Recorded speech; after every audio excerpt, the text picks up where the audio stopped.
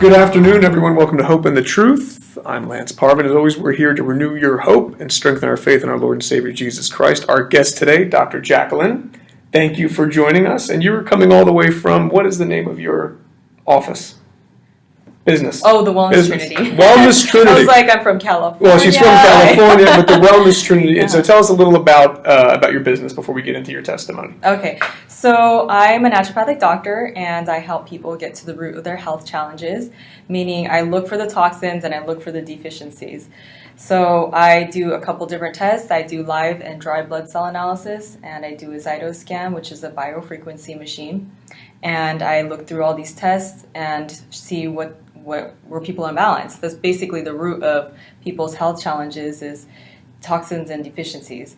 So once I figure that out, then I help people detox, and then I help people work on their deficiencies.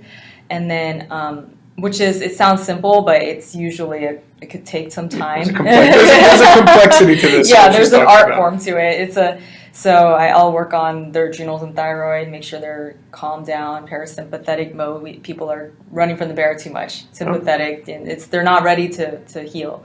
And then a lot of times the next thing I'll do is work on their gut, and that's a huge part of this because if our gut's not functioning right, nothing works right.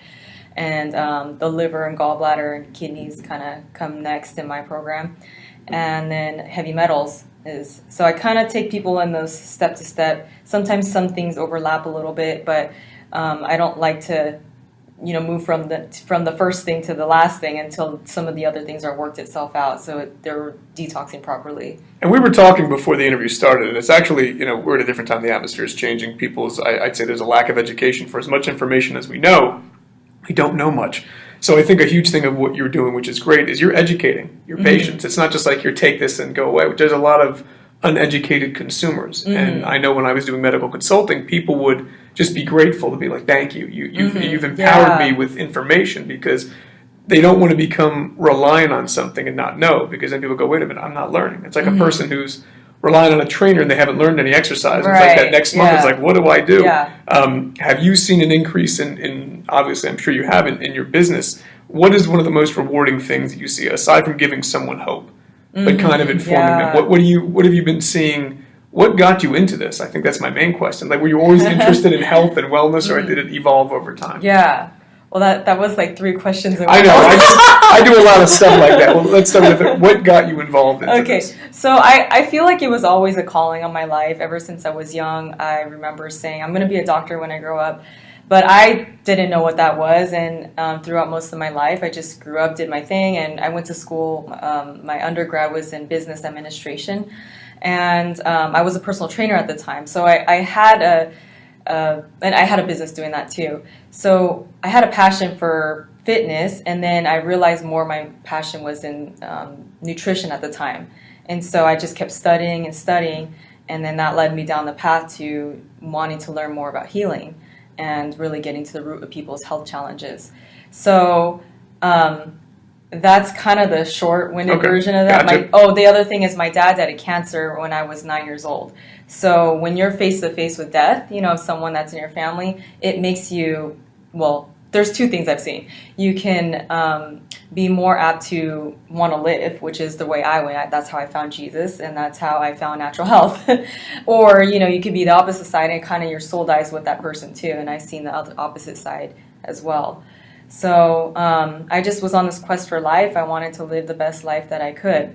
So that's all the good part of it, minus the testimony. No, right? And that's great, because what a great transition. And see, I didn't know this. I'm getting your testimony for the first time, but what's interesting is the same way that I found the Lord, or He, woke me up, was my wife died of cancer too. She had stage 4.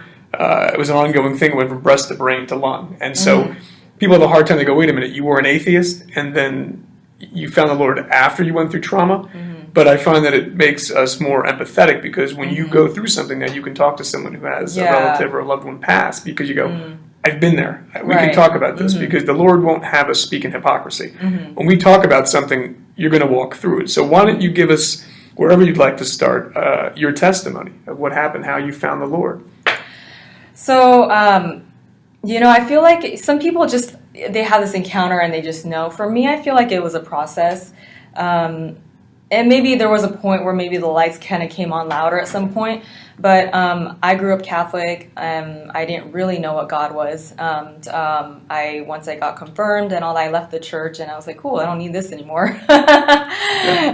So then a year later, I was going through some things. This was when I was 17 years old. Okay. And I just felt like I needed God. I didn't know what that was. And my friend brought me to the Christian church, and I knew I liked it. I love the worship. I'm a worshiper at heart. And I just kept going. So throughout my college experience, I kept going, and no one ever really what's that word when they take you under their wing? Mentored me or really taught me, discipled me. That's the word I'm looking for. What it was mean to be a Christian, and I was going my own way, and I had I had some daddy issues. I was missing a dad, growing up, so I ended up down a little bit of the wrong path even while I was a Christian. So I came to Las Vegas thinking I was a dancer before I competed. And so I competed at very high levels, and my boyfriend at the time, he was like, well, why don't we just go to Las Vegas and, you can, this is after college, and I was like 21 years old and I'm young, and he's like, why don't you just pursue dancing? And I have a business degree at that point, and I had a personal training business, but I was like, yeah, I'm young, why don't I experience my life, right? Yeah. Mm-hmm. Well, I came to Vegas, and while I was auditioning for different shows to be in, I started serving and in restaurants, and so I served, I hosted it, or I was a hostess. And then at some point I ended up getting into a show, which was not really the nicest show, but the Lord saved me from that too. And then I didn't have a job. So I left my other job to do this show. The show, they didn't want my part after a month. And so then I was jobless. And I was living with my ex at the time, and he was a poker player, an up-and-coming one, and I needed to get another job. And so about maybe a month and a half later, I was just like, God, what do I do? And I went to a strip club, and I got a job cocktailing at a strip club. And it was kind of a, ugly environment to be in, obviously. Who wants to be in a strip club?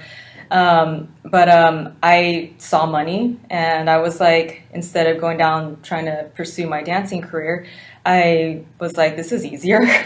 I'm making money, and and I was good. I was good at selling bottles and doing bottle service, and these girls all hated me because of that, because I was very vicious and trying to get my clients throughout the night.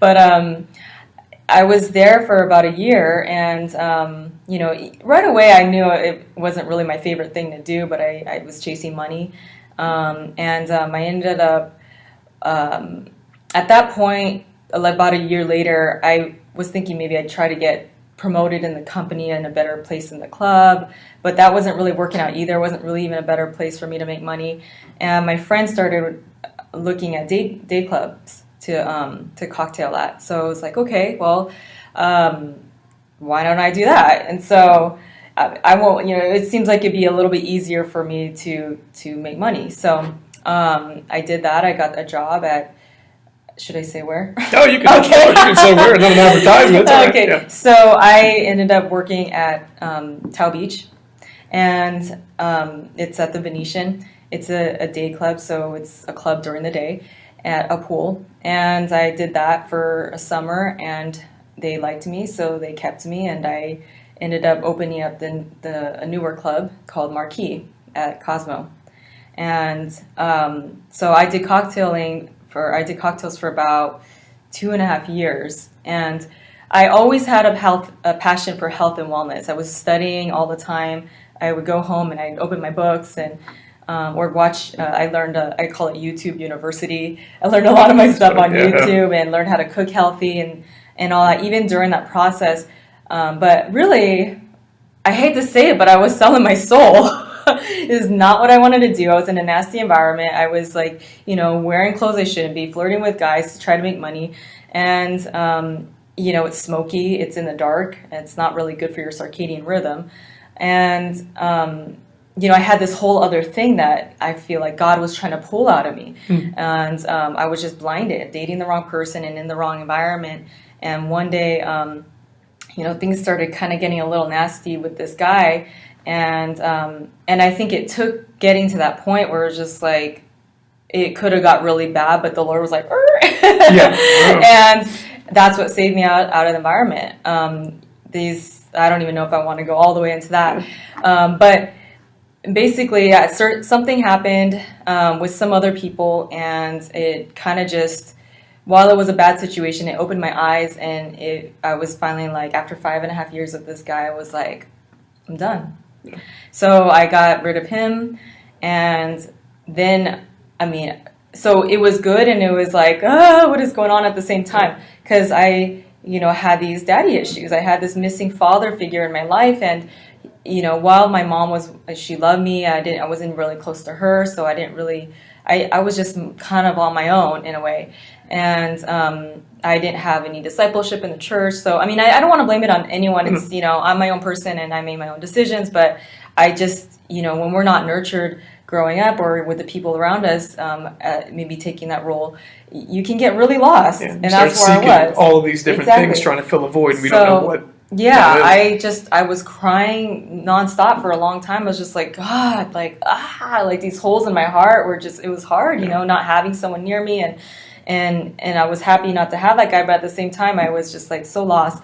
So I just kept asking God what my purpose was, and I kept seeking Him more and more, and soon enough, I was waking up with visions every day. I'd wake up and I write these things down. I'm like, okay, I got to go do this, I got to do that, and I, at some point, ended up just getting rid of all my things and traveling around the world for a year, living like a gypsy, seeking how it, what it means to live life to the fullest.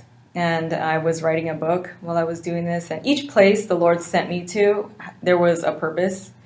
And I was, like I said, I was journaling and I was writing a book at the time. It's there. I have it all together. I just, in God's time, when it's time, it's right. It'll get out if it's His will. I will pray about that some more. Some things maybe you don't want everyone to know. But so He sent me. The first place I went was, first of all, I was so disgusted by Las Vegas with everything that happened and in the nightlife and with that situation. And I was just like, oh, get me out of here. I was supposed to go somewhere. I just didn't know where I was supposed to go. So I was trying to figure it out. I was going to California, and I was, at that point, I was just like, okay, I'm going to do what I love now. So I was going to all these different restaurants, healthy restaurants, trying to figure out, I just liked healthy, yummy food, right? So I wanted to see what was going on. So I go to Southern California a lot.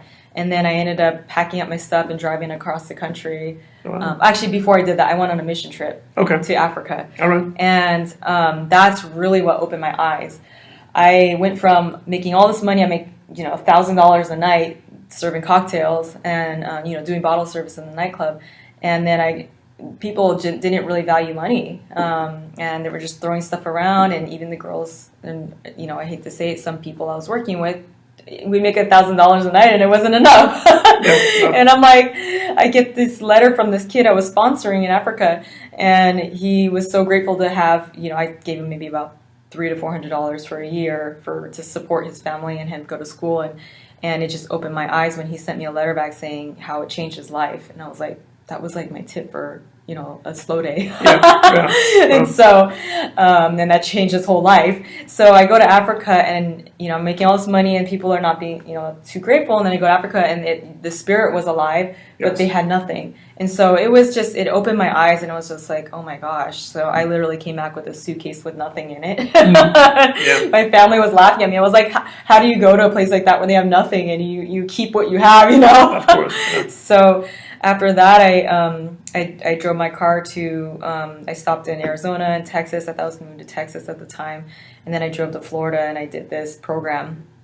It's called Hippocrates Health Institute. Okay. So they heal people with a raw vegan diet and lots of enzymes, probiotics, and natural remedies, and everything of that sort. So I was on their program. I did that, and it just opened my eyes more to the natural health world. And that's, I think, really what kind of sparked more of my interest into healing. where it was before it was training, then it was nutrition, and then because I even at some point had a healthy food business even after that, until I realized that wasn't really where I belonged. Food is good, but it wasn't my business. It wasn't I get you. So I learned about all these different types of ways to heal and remedies and things of that sort. So I knew I wanted to learn more. And after my trip, and in that trip I also found family in the Philippines, Australia, and just missing family on my dad's side that I didn't know all my life. So that was really healing as well. So it was a lot of finding my purpose, but it was also a lot of healing.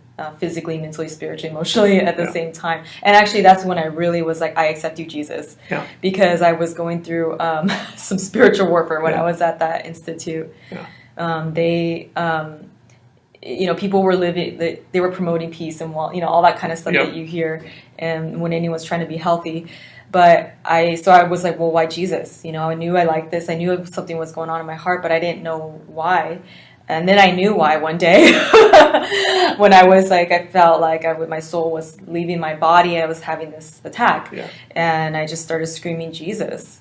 And it was fine after. And the lady I was being the teacher, she told me, she's like, just sleep with your Bible and just scream Jesus. If you need to. And that's what saved me from that. It's an interesting thing because again, we're exposed to light and darkness, so we can make an honest choice. People sometimes wonder. It's funny. I was talking about this earlier, is that when the people who Jesus called were considered the worst of the worst, right? Fishermen who swore, tax collectors that were lustful, greedy prostitutes. These were the ones who saw Jesus. And they actually recognized him. And so when people have a preconceived notion, they're like, well, why would you go through all of this stuff? It's number one, so we can make a choice in honesty. And then we see like, wow, when I was making my own decisions, I was a catastrophe. When he starts... and we start listening, you're like, wait a minute, you always wanted the best for us. We have a good father. And it starts filling in the holes that we had, but we had to go through stuff. People sometimes look at it like, I'm cursed. I'm like, you're not cursed. It's for correction. And when we can see the big picture, because we can just take a step by step, you start to see, it's like, wow, if I would have listened to him the whole time, when we start, it's beyond what we can imagine. We still have a small imagination of what can be. He goes beyond. Like, you got to travel the world to heal, to find your calling, to do this. And it's funny how I was in the same place. You're seeking money. And then you start to see, wait a minute, I don't need any of it. Money's a tool. Money's a tool to help other people and do his will. And then once you stop worrying about it, it's like, oh, wait a minute. I don't have to worry about this. It's like a preconceived thing that's put out, almost like it's bondage from the world saying, worry about this. When Jesus said, you don't have to worry about this stuff. He knows our needs. And I think a lot of times we confuse them with wants. And when we get that, clarity, we say, wait a minute, this is all stuff I wanted, but I didn't need it. It wasn't making me happy. When you went to Africa, I went to Central America, you start going to different places. You see the simplicity. And their faith is so much greater than ours. What the lacking is education and resources. So that's kind of a trade-off. And it was a good point that the machine gun preacher made when we spoke to him, is that he has orphanages in Africa, and he goes, their faith is beyond, because they don't have this option of doctors. They don't, like they're praying, they go, that's how we're going to get better. What we can do there is help education, bring resources, stuff like this, and that's where that combination East versus West comes in. But again, I think a lot of this stuff, especially the time that we're in, it's shaking people of preconceived notions of Christ. What we think he's going to do, what spiritual things actually are, what's actually going on, and getting people away from judgment. Because, when you look at another person, it's like, wait a minute, I can't judge this person. My life was a mess. I was a professional criminal. So how can I look at this person and say, how can you still do that? It's like, well, I didn't wake myself up on my own. It took a subtle change over time for you, but then you had that aha moment. And I think for all of us, there's things that happen throughout our life. Even when some people have a dramatic shift. But and then you look back on and you're like, oh, that was all purpose. It wasn't an accident. It was all purpose. So, I mean, you've come a long way, but you start to see that all of it was training for you. To be ready for now. Well, and I feel like even it's part of my calling. Now I have, that's how we kind of met through, our passion to help with human trafficking. And, while I wasn't a prostitute, or even a stripper, I still feel like I was, I was being a victim of that almost, a victim of human trafficking almost, because I had a boyfriend who pushed me to be in that field and kept me in that field until I got rid of him, you know, and he took my money, you know, and it was mutual. Like he was budgeting and all that kind of stuff. So, I mean, in a way it was almost like a pimp. And, you know, bless his soul. I wish the best for him and his family and all that. He had no idea what he was doing, and I forgive him. But at the same time, you know, we have to be careful who we date as a result, and who we surround ourselves by. And so anyway, my point is now it gave me a passion for a ministry that, you know, for people that really, you know, we're missing fathers, we're missing mothers, and we need to love on people and meet them where they're at, be spiritual mothers and fathers, so that people don't get caught in those messes when they have those things missing. So yeah, and then fast forward a little bit. So once I was finished traveling, I again felt very lost. I was like, that's actually when I really was like, okay, God, what is my purpose? I was reading The Purpose-Driven Life by Rick Warren, and really trying to figure that out. And, you know, I was giving a lot of insight, obviously, with visions and all this stuff during the trip. But I went from job to job and business to business I was starting. And, I mean, it wasn't easy. You know, it's not easy going from, you know, making all this money, and then you think that you have this entrepreneurial drive. Being an entrepreneur is not easy. It's not. It is, you know, you can have, if you do it and you know, you push through and you make it, like, I mean, it's amazing on the other side. I'm so grateful that God kept pushing me, but it was not easy. Let me tell you, I ended up going home and I lived with my family, and I love my family, but it was a mess.